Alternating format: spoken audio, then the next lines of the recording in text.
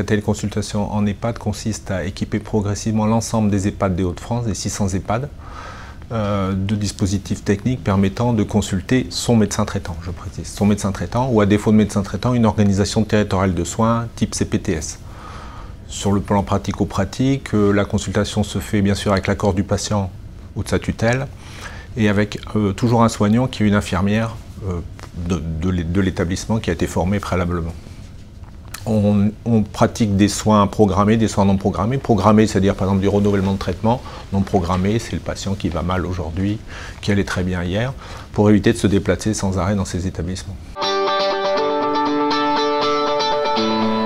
Les bénéfices, c'est que pour nous, médecins généralistes, notamment les médecins généralistes en zone désertifiée, c'est-à-dire pratiquement tous les Hauts-de-France, nous pouvons éviter de nous déplacer sans arrêt dans des établissements qui sont quelquefois situés à plus de 30 minutes de nos cabinets.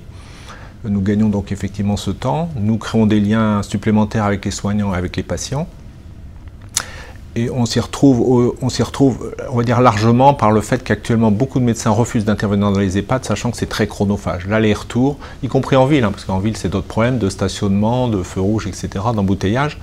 C'est beaucoup trop chronophage. Le fait de s'engager dans un processus de télémédecine fait qu'on va gagner du temps, mais que néanmoins on accepte toujours d'y aller sur le plan présentiel. Ça c'est très important.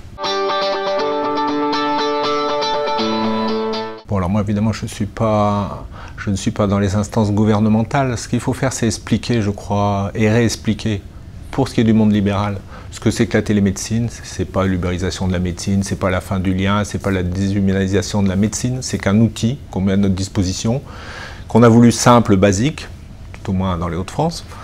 Et cet outil, il faut s'en servir, quoi. On a inventé un jour le stéto, on s'en est servi. Les médecins, 80% disent qu'ils ne veulent pas faire de télémédecine, et à 83% disent qu'ils vont en faire dans les 10 ans.